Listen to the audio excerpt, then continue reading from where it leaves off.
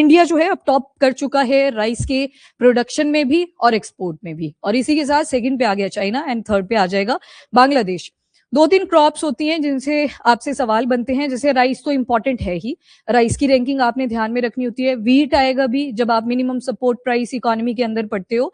And इसके अलावा एक कॉटन के ऊपर पूछा जाता है, कॉटन प्रोड्यूसर। देन कॉफी आती है, कॉफी के ऊपर भी आपसे क्वेश्चन बनते हैं। खैर अभी हम राइस के बारे में डिस्कशन करेंगे। अब राइस की जब भी बात करी जाती है, यानी कि धान की बात करी जाती है, पेडी फील्ड्स के बारे में बात करी जाती है, तो एक टर्म साथ में ही आ जाती है, हाईली वाटर इंटेंसिव क्रॉप है। पानी की खपत बहुत ज्यादा लगती है। इवन आपको 1 किलो राइस भी प्रोड्यूस करना है तो उसमें 2000 से 3000 लीटर तक का पानी यूज हो जाता है। स्पेशली उन एरियाज में जहां पे वाटर की अवेलेबिलिटी रिवर्स के फॉर्म में होती है, वो इरिगेशन के ऊपर ज्यादा डिपेंडेंट रहते हैं। जैसे पंजाब में भी बोरवेलिंग की सुविधा भी अवेलेबल है और उसी के साथ 5 रिवर्स भी वहां से जा रही हैं, तो इरिगेशन के लिए डिपेंडेंसी पानी के ऊपर रहती है जो नेचुरल रिसोर्सेज से आते हैं। तो सबसे पहले तो यही याद रखना, डेटा इसका ध्यान कर लो। 40% ग्लोबल एक्सपोर्ट में जो कंट्रीब्यूशन अब कंट्री कर रही है दैट इज इंडिया। और इंडिया के अंदर जितना भी क्रॉप्ड एरिया है, जैसे आप मेडिवल इंडिया में भी पढ़ते हो ना, डिफरेंट टर्म्स यूज करी जाती थी कि अगर आपका जो खेत है वो फर्टाइल है तो उसके लिए अलग टर्म यूज करी जाएगी, कोई बंजर जमीन है अलग टर्म यूज करी जाएगी। वैसे अब टर्म आ गई दैट इज क्रॉप्ड एरिया, जहां पे जमीन में आप कोई भी क्रॉप प्रोड्यूस करते हो तो 25% क्रॉप्ड एरिया किससे ऑक्यूपाइड है, तो जो वाटर इंटेंसिव क्रॉप है दैट इज राइस। इसके बाद ग्राउंड वाटर की डिप्लीशन। पहले पंजाब और हरियाणा वाली बेल्ट पे आप देखोगे बोरवेलिंग करी जाती थी, 30 फीट से पॉसिबिलिटी हो जाती थी कि यहाँ से पानी निकल जाएगा। अब वो जो वाटर टेबल है वो डिग्रेड कर चुका है, 80 टू 200 फीट तक पहुंच चुका है। मतलब बोरवेलिंग के चांसेस रहते हैं कि शायद आपका पैसा भी वेस्ट हो। Number 2 is emission. अब रेमिनेंट भी बचता है, पराली जिसको आप बोलते हो, तो पराली होती है ना वो जो घास फूस सी बच जाती है बाद में, आपने ग्रेन जब उससे एक्सट्रैक्ट कर लिए, उसको आप जलाना शुरू करते हो। और याद रखना राइस जो है एक इंपॉर्टेंट कंट्रीब्यूटर है मीथेन गैस का भी। जो राइस के खेत होते हैं, पैडी फील्ड होते हैं, कभी गए हो वहां पे, एक अजीब सी स्मेल भी आती है वहां पे, थोड़ी अलग होती है बाकी के कंपैरिजन में, वो मीथेन की उड़ रही होती है। प्लस कुछ नाइट्रोजन फिक्सिंग बैक्टीरिया वहां पे प्रेजेंट होते हैं, उनकी वजह से वो स्मेल आ रही होती है। स्मेल तो नहीं होती उस टाइम, तो वो खुशबू ही लगती है, पर जो मीथेन है वो ग्रीन हाउस गैस इमिशन में एक इंपॉर्टेंट कॉन्ट्रीब्यूटर है। CO2 के बाद आप मीथेन को ही पढ़ते हो ना, तो मीथेन एक कॉन्ट्रीब्यूटर आ जाता है। क्यों? क्योंकि रेजिड्यू बर्निंग कर रहे हो, पॉल्यूशन भी हो रहा है, आपके एनवायरमेंट में पर्टिकुलेट मैटर भी जा रहे हैं। After that climate stress, climate change कर रहा है, जहां पे आपको पानी का बहुत ज्यादा यूज करना पड़ रहा है। साथ में आप देखोगे थोड़ी सी यील्ड भी घट रही है राइस की आज के टाइम पे। क्यों? क्योंकि एक क्लाइमेटिक कंडीशन राइस की ग्रोथ के लिए भी चाहिए होती है, जो रहेगी लगभग 20 डिग्री से लेके 40 डिग्री तक। और इसमें भी अगर आइडियल की बात करें, 20 डिग्री 30 डिग्री, 30 डिग्री अगर दिन के टाइम में मिले और 20 डिग्री अगर रात के टाइम में मिले। और जो एक्सट्रीमिटी है, मतलब मैक्सिमम कितना टेम्परेचर टॉलरेट कर जाती है राइस क्रॉप, तो वो चला जाता है लगभग 40 डिग्री के आसपास। तो मतलब क्लाइमेट एक इंपॉर्टेंट रोल प्ले करता है। और आज के टाइम पे आप देख रहे हो टेम्परेचर तो बढ़ता ही जा रहा है, तो कहीं ना कहीं एक्सट्रीम कंडीशंस की तरफ चल रहे हैं। तो इसी वजह से क्या बोला जाता है फिर कि आज के टाइम पे हमें करनी पड़ेगी इंटेंसिफिकेशन। इंटेंसिफिकेशन का क्या मतलब होता है, हमें जो क्रॉप्स हैं वो कैसी बनानी पड़ेंगी, रेजिलियंट, क्लाइमेट रेजिलियंट बनानी पड़ेगी। जैसे प्राइम मिनिस्टर मोदी ने एक बार बोला था कि लाइफस्टाइल फॉर एनवायरमेंट, मतलब हम तो नहीं चेंज कर पा रहे चीजों को, पर खुद को ही अडेप्ट होना पड़ेगा। क्रॉप्स थोड़ी खुद ही अडेप्ट होंगी। इसी वजह से इन्होंने 2023 में बात करी थी इंटरनेशनल ईयर ऑफ मिलेट्स, ये 23 का था। अब मिलेट्स पे क्यों फोकस करा गया था? क्योंकि ये जो क्रॉप है, जैसे राइस हो गया, व्हीट हो गया, मिनिमम सपोर्ट प्राइस सबसे ज्यादा इन्हीं क्रॉप्स को दिया जाता है। तो फार्मर सोचता है कि यही वाली ग्रो करते हैं, ठीक ठाक पैसा बन जाता है।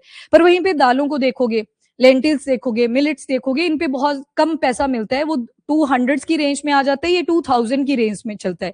तो इसको प्रमोट करवाने के लिए 2023 में यूनाइटेड नेशन जनरल असेंबली ने बोला था इंटरनेशनल ईयर ऑफ मिलेट्स। ठीक है, तो ये भी ध्यान में रखना। इसके बाद और क्या क्या ऐसे फैक्टर्स रहे कि हम पहले रैंक पे आ पाए? Number 1 is subsidy reform. Subsidy में एक मिनिमम सपोर्ट प्राइस का भी आ जाएगा। इसके अलावा फसल बीमा योजना जैसी प्रधानमंत्री ने स्कीम्स चला रखी हैं, वो आ जाएंगी। डाइवर्सिफिकेशन यहाँ पे राइस को लेके है।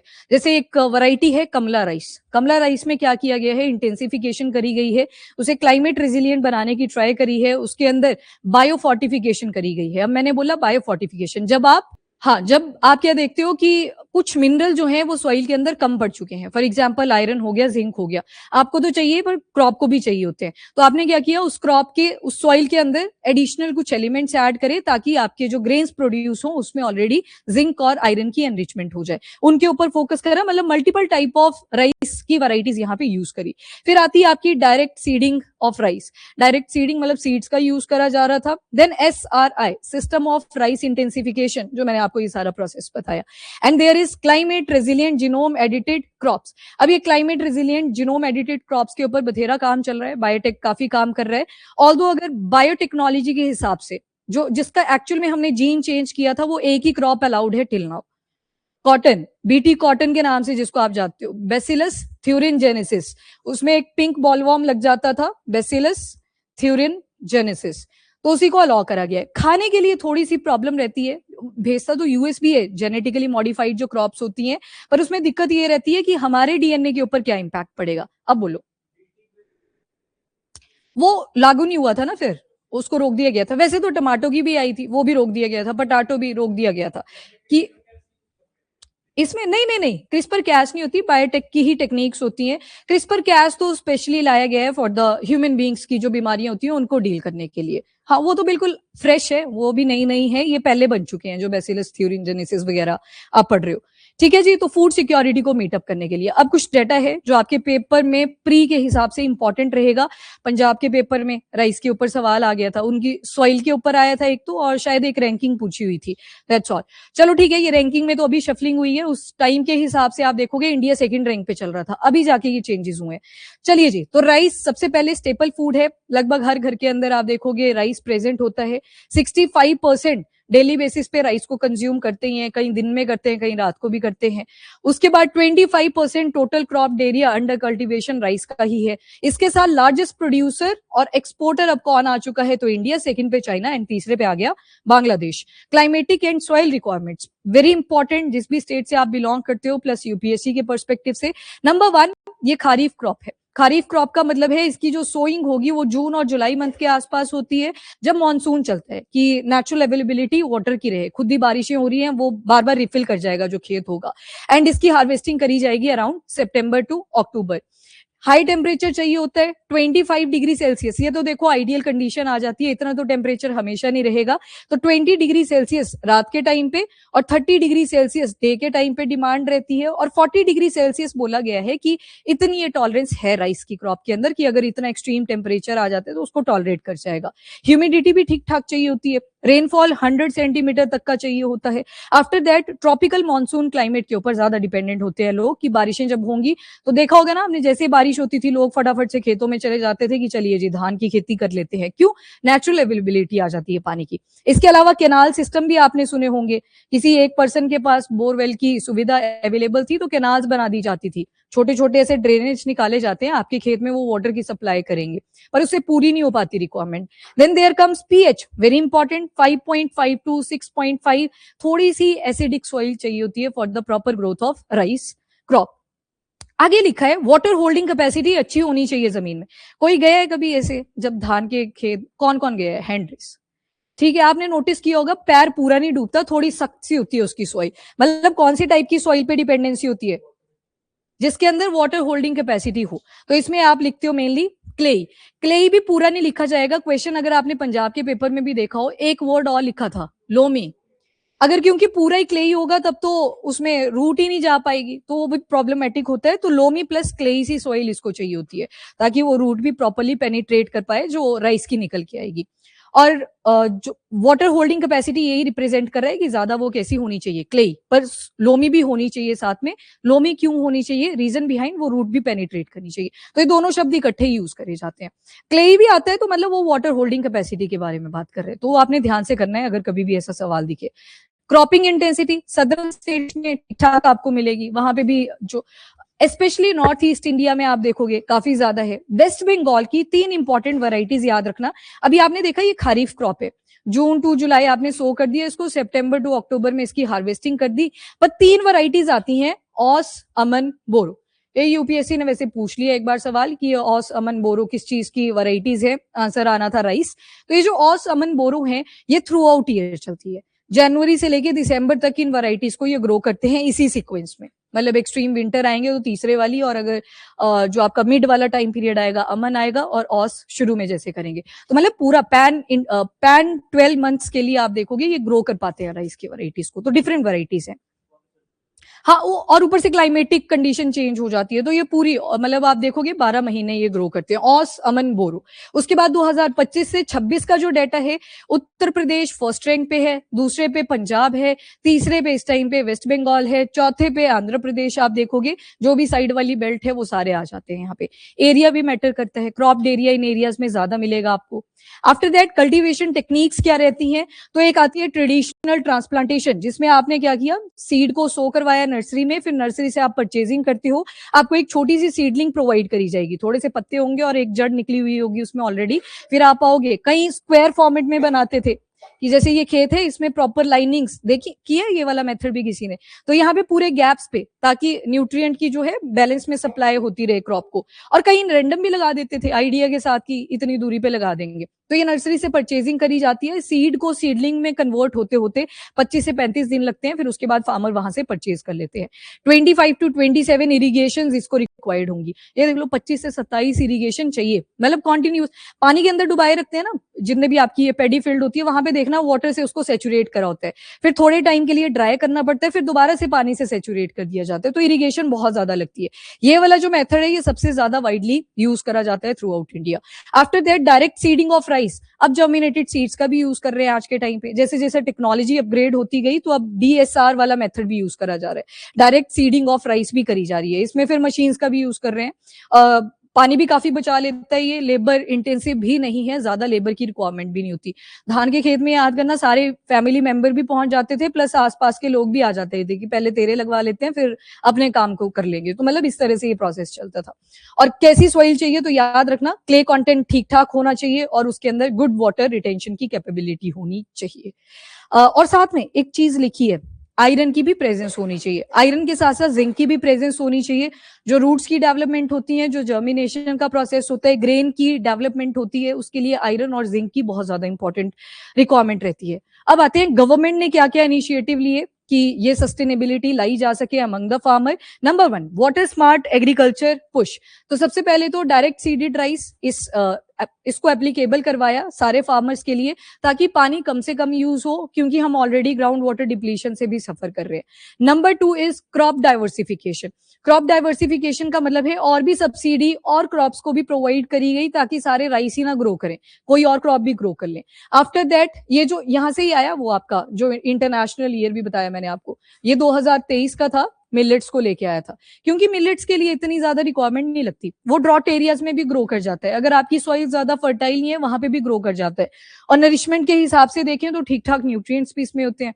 चपाती को जहां पचने में अगर 2 घंटे लगेंगे, ये आधे घंटे में पच जाती है जो मिलेट्स होती है। देन कुछ इंपॉर्टेंट इरिगेशन के लिए स्कीम्स चलाई गई वाटर इंटेंसिव एरियाज में, जैसे प्रधानमंत्री कृषि सिंचाई योजना। कृषि सिंचाई योजना मतलब इरिगेशन से रिलेटेड ये एक स्कीम लेके आए थे। अभी आ गया, ये निकल गया शब्द, मैंने छोड़ दिया। अच्छा, लिखा था माइक्रो इरिगेशन, ठीक है। अच्छा देखो, ये जो माइक्रो इरिगेशन है, अब हम चाहते हैं कि वाटर की ज्यादा वेस्टेज ना हो। जो आपकी कंट्रीज है ना वेस्ट एशिया की, जैसे इजराइल है, जॉर्डन है, वहां पे माइक्रो इरिगेशन का बहुत ज्यादा यूज करा जाता है। एक मेथड आपने पढ़ा होगा स्प्रिंकलर, जो पंजाब में सबसे यूजफुल माना जाता है। स्प्रिंकलर मेथड कुछ नहीं होता है, एक रॉड सी होती है, पीछे से पाइप की एक सप्लाई आ रही होती है, वाटर सप्लाई, और ये घूमता है और पानी सारे एरिया को कवर करने की ट्राई करता है। तो मतलब इसमें अगर आपके जमीन का जो एरिया है वो ज्यादा है तो ये यूजफुल है, जो स्प्रिंकलर मेथड है, वाटर दूर तक पहुंचेगा। पर अगर आपका खेत ही छोटा है तो वहां पे तो आप स्प्रिंकलर मेथड नहीं यूज कर सकते। एक बार पहले याद होगा आपको, स्कूल में आपको बाहर भी बिठाया जाता था जब सर्दी आती थी, बैठे हैं यहाँ पे भी बाहर लोग, मैट लेके जाते थे प्रॉपर की धूप में बैठना है आज। साइड वालों ने ना स्प्रिंकलर लाया, मतलब साइड में खेत भी था ग्राउंड के, तो उन्होंने स्प्रिंकलर यूज किया, और उस दिन हम स्प्रिंकलर मेथड ही पढ़ रहे थे क्लास के अंदर भी, और उसने जैसे वो चलाया सारे बच्चे भीग गए वहां पे। क्यों? क्योंकि खेत छोटा था और स्प्रिंकलर ज्यादा एरिया कवर करता है, तो ये उन एरियाज में यूजफुल है स्प्रिंकलर मेथड जहां पे एरिया ज्यादा है। फिर आता है इसके छोटी form, that is drip method. ये जो ड्रिप इरिगेशन मेथड है, इसमें क्या किया जाता है, पाइप लगाई जाएगी बीच से और इसके साथ छोटी छोटी पाइप्स और निकाली जाएंगी। छोटी छोटी पाइप्स क्यों निकाली, ताकि वाटर की वेस्टेज ना हो, जैसे स्प्रिंकलर मेथड में हुई, क्योंकि खेत यहाँ पे छोटा था। इसी का एक और छोटा वर्जन आता है which is micro irrigation.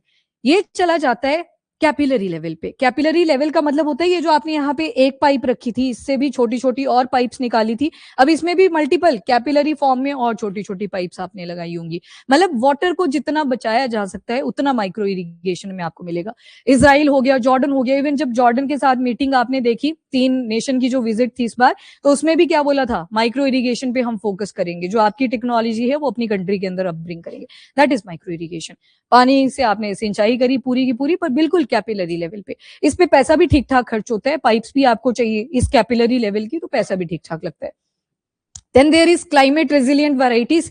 Indian council for agriculture research, ICAR, सबसे इंपॉर्टेंट कंट्रीब्यूशन है। चाहे से राइस की बायोफोर्टिफिकेशन करवानी है, किसी भी क्रॉप की बायोफोर्टिफिकेशन करवानी है, आज के टाइम पे यही लीड कर रहे हैं under national innovation in climate resilient agriculture, निकरा भी जिसको बोलते हैं। इसी के अंडर क्रॉप से रिलेटेड जितनी भी इनोवेशन करनी है। अब इनोवेशन आया SDG नंबर 9 के अंदर इंडस्ट्री, इंफ्रास्ट्रक्चर और इनोवेशन आ जाता है। देन देयर इज 11 में क्या आता था, सस्टेनेबल सिटीज एंड कम्युनिटीज। अब देखो, जो सस्टेनेबल सिटीज एंड कम्युनिटीज हैं, ये बहुत ब्रॉड शब्द है। सिटीज में ऐसे मत सोचना कि सिर्फ घरों की, बिल्डिंग्स की बात करी जा रही है, यहाँ पे क्रॉप्स भी इंक्लूडेड है। जैसे आपने एक पढ़ा था कि लिटरेचर के अंदर यूनेस्को ने किसको डेजिग्नेशन दिया था क्रिएटिव सिटी में, कौन सा था, कोझिकोड। पंजाब ने पूछ लिया 11 के साथ इंटीग्रेट करने के लिए। और आपने पढ़ा है कि यूनेस्को ऐसे इनिशिएटिव क्यों लेता है, ताकि सस्टेनेबल सिटीज बनाई जा सके। तो वो थोड़ा सा इनडायरेक्ट क्वेश्चन था, पर वो दोनों ही स्टेटमेंट्स ठीक थी। ठीक है, तो यहाँ पे याद रखना SDG number 11, that is sustainable cities and communities.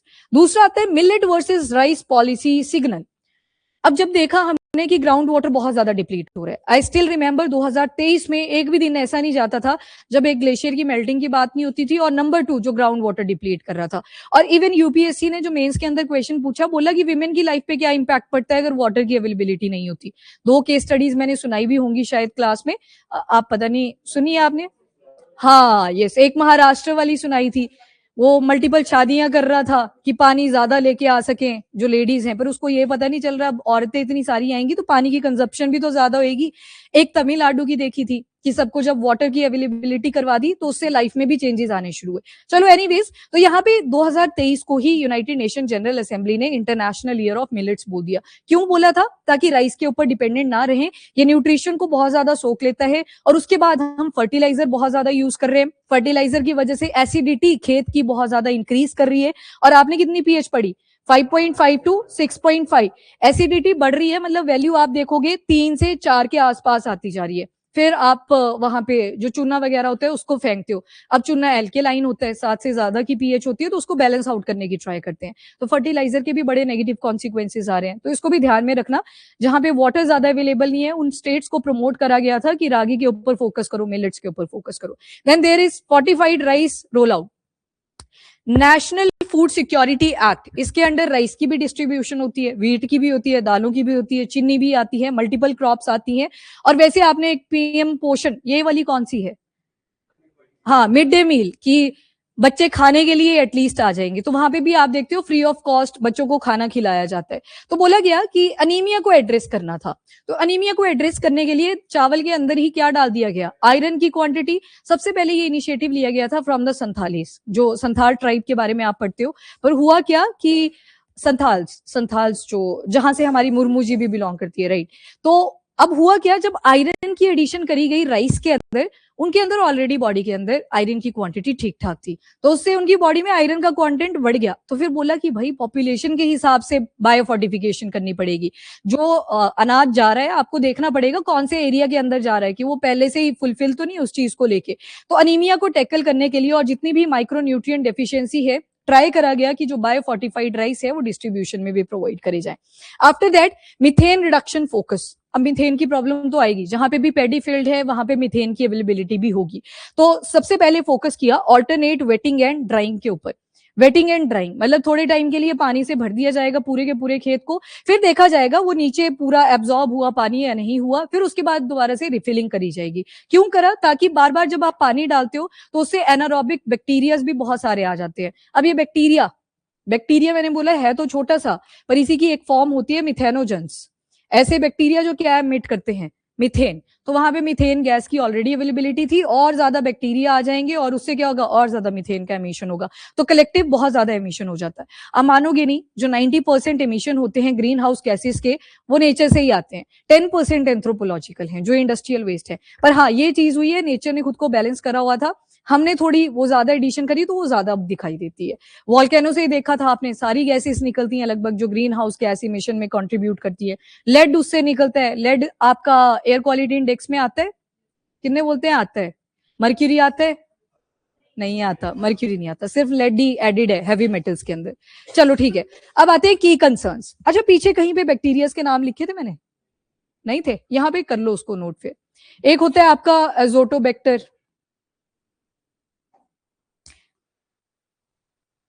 Spirillum. हाँ, ये अच्छे बैक्टीरिया हैं जो नाइट्रोजन फिक्सेशन में काम कर रहे हैं, रूट की डेवलपमेंट में काम करवा रहे हैं। एनाबियाना, ये साइनोबैक्टीरिया होता है, साइनोबैक्टीरिया। हाँ, राइजोबियम आ जाएगा, वेरी गुड, जो रूट की नोड्यूल्स बनती हैं जहां पे नाइट्रोजन फिक्सेशन चलता है। बीजीए, ब्लू ग्रीन एल्गी, याद नहीं है कोरल्स में भी की थी ये? वही है साइनोबैक्टीरिया। एल्गी होती है, शैवाल देखा है सभी ने, बस उसकी छोटी फॉर्म में एक एनाबेना। उसके बाद राइजोबियम, आपने देखा हो अगर ध्यान से, चाहे से वो चने के खेत में जैसे ग्रीन कलर की नोड्स बनी होती हैं, ये प्लांट है, रूट्स को देखोगे तो छोटी छोटी ऐसे गांठे सी बनी होती है। यहाँ पे राइजोबियम बैठा होता है, एनाबियाना होता है, एजोस्पाइरलम होता है, ये एजोटोबैक्टर होता है। ये सारे बैक्टीरिया क्या करते हैं? एक तो नाइट्रोजन फिक्सेशन में हेल्प करते हैं, क्योंकि एनवायरमेंट में जो गैस है वो कैसे प्रेजेंट है? N2 की फॉर्म में, नाइट्रोजन, इसको नाइट्रेट और नाइट्राइट में कन्वर्ट करना पड़ता है, फिर जाके प्लांट इनटेक कर पाते हैं। तो ये सारे बैक्टीरियाज, ये आपकी साइनोबैक्टीरिया, ये हेल्प करते हैं proper growth of plant. Anabaena, ANABAENA, anabaena. कहीं तो लगाया है मैंने, शायद आगे लगा दिया, लिखे होंगी ये चारों, लिखे हैं उसमें, स्पेलिंग्स देख लेना एक बार। चलें थोड़ा सा आगे।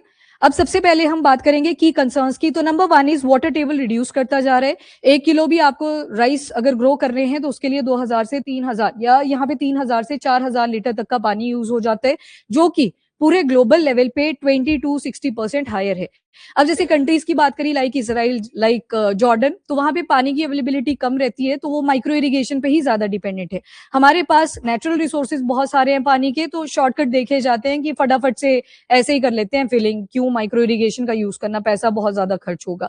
इसके बाद ग्राउंड वाटर डिप्लीशन, पंजाब और हरियाणा के एरिया में आज के टाइम पे आप देखोगे तो पहले 30 फीट पे पानी मिल जाता था, अब आपको और ज्यादा ड्रिलिंग करनी पड़ेगी और 80 से 200 फीट तक जाना पड़ेगा, तब जाके कहीं एक्यूफर्स मिलेंगे। और बोला गया है सबसे ज्यादा एक्सप्लॉइटेशन इन्हीं रीजन्स के अंदर देखी गई है एक्यूफर्स की। एक्यूफर कुछ नहीं, वो जो पानी आया जमीन में, नीचे जाके कहीं एब्जॉर्ब हुआ, फिर जाके ग्राउंड वाटर टेबल बना। Then there is ground water intensive rice cultivation करी जाती है, मतलब बोरवेलिंग वगैरह कर दी जाती है, तो उसी के ऊपर डिपेंडेंट रहते हैं। एनवायरमेंटल कंसर्न भी बहुत सारे हैं। जो मीथेन का एमिशन आपको मिलेगा 10 to 20%, वो इंडिया के एग्रीकल्चर से ही एमिट होता है। ये ग्लोबल बताया है, हमारी कंट्रीब्यूशन 10 to 20% है। इसी के साथ नेचुरली आपने देखा होगा जैसे जानवर जुगाले करते हैं, रिमिनेशन करते रहते हैं ना, तो उस टाइम पे भी मिथेन ही एमिट हो रही होती है। तो मतलब नेचर में बहुत सारे सोर्सेज हैं जहां से मिथेन एमिट कर रही है। ठीक है, उसके बाद पर्टिकुलेट मैटर हो गया, कार्बन मोनोऑक्साइड, जब इनको जलाते हैं, पराली जलती है, स्टबल बर्निंग होती है, तो उस टाइम पे ये सारी चीजें भी एमिट होती हैं। ये आगे वो सारे, नॉस्टॉक भी होता है, ये भी ऐड कर लेना। एजोस्पाइरिलम आ गया, ये राइस की ग्रोथ में हेल्प करेगा। एजोटोबैक्टर आ गया, ये मेनली फोकस करेगा नाइट्रोजन फिक्सेशन में, जो नाइट्रोजन को नाइट्रेट या नाइट्राइट्स में कन्वर्ट करेगा। राइजोबियम, ये देखो ये छोटी छोटी नोड्स आपको यहाँ पे दिख रही होंगी, इनको लेग्यूम्स को ग्रो करने में हेल्प करता है। एनाबियाना है, ये फ्लडी पैडी फील्ड्स में बहुत ज्यादा इंपॉर्टेंट रोल प्ले करता है।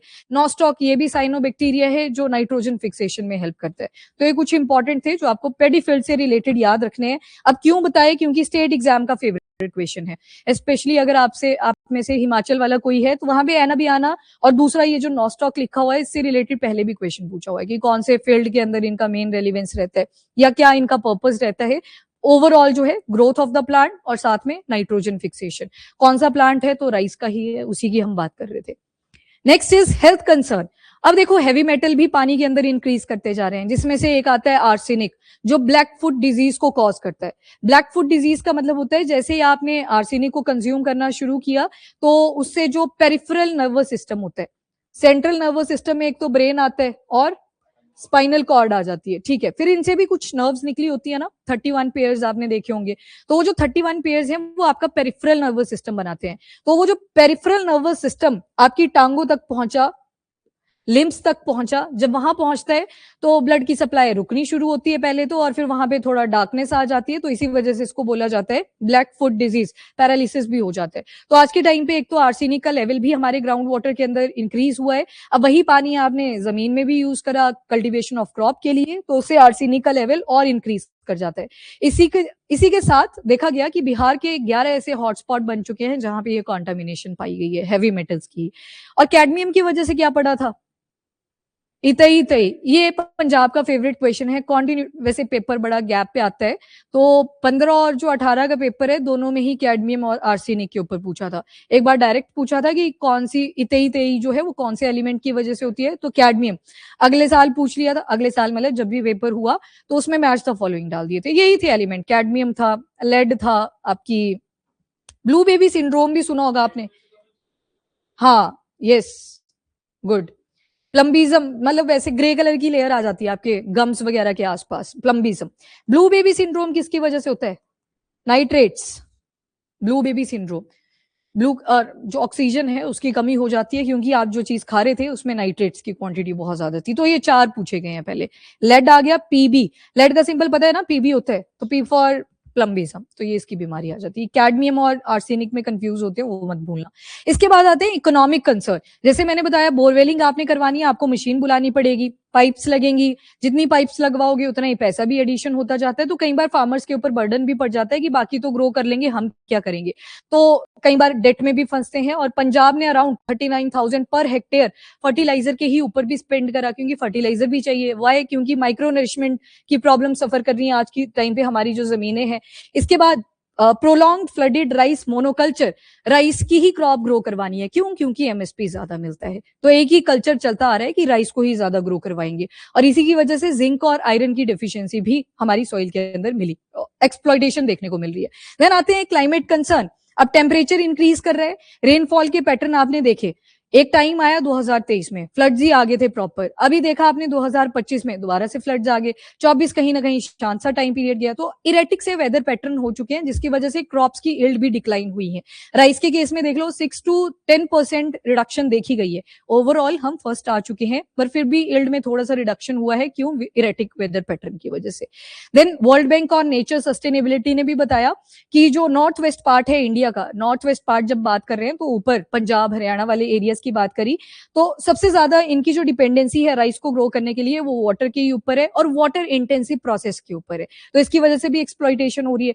इलेक्ट्रिसिटी, सब्सिडी प्रोवाइड कर दी इलेक्ट्रिसिटी की, फार्मर्स के लिए इलेक्ट्रिसिटी हो जाएगी फ्री ऑफ कॉस्ट। सबने क्या किया, मोटर्स को रख लिया, अब मोटर जब रख ली तो बोरवेल भी था, अब मोटर भी आ चुकी है, फटाफट से पानी निकालिए, राइस के अंदर यूज करिए। अच्छा भी है बुरा भी है, प्रोज और कॉन्स दोनों ही साथ में आ रहे हैं, फार्मर का फायदा भी हो रहा है पर एनवायरमेंट का नुकसान भी हो रहा है। बाकी गवर्नमेंट को भी तो एक्सपोर्ट करनी है राइस, ऐसा तो है नहीं कि अकेला फार्मर के ऊपर आप ब्लेम डालोगे। Then there is global food security implication, 40% जो वर्ल्ड के राइस एक्सपोर्ट है उसमें हम कंट्रीब्यूट कर रहे हैं आज के टाइम पे, और इंडिया का प्रोडक्शन एक ही चीज फेस कर रहा है problem, that is the water scarcity.